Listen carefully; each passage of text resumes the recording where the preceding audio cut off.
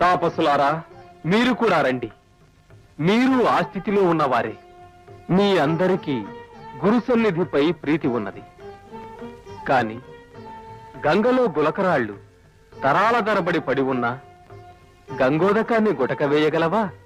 ముఖ్యంగా కావలసింది గురుతత్వం మీద అచంచలమైన ఏకాగ్రతాపూర్వకమైన గురి. నాకు ఏ ధర్మాధర్మాలు సుఖదుఖాలు అంటవు. నాకు ఏ భేదాలు లేవు.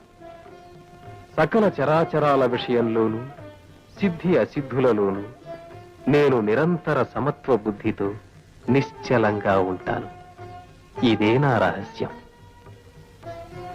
కనుకనే నేను ఆనందరూపినై ఉన్నాను. ఏ వికట రూపంలో నటించినా నేను నిర్మలంగానే ఉన్నాను. ఎంత తపస్సులు, ఎన్ని యోగాలు చేసినా ఈ సమత్వ బుద్ధి అలవడకపోతే తత్వసిద్ధి లభించదు, ఆనంద స్థితి అందదు. కనుక నా ప్రియ భక్తులారా, మీరా సమదర్శన సాధన చెయ్యండి. చేసి నా స్థితికి ఎదగండి. అలా ఎదిగినప్పుడు మాత్రమే మీరు నా తత్వదర్శనము చేయగలరు. అదే అసలైన దత్తదర్శనం.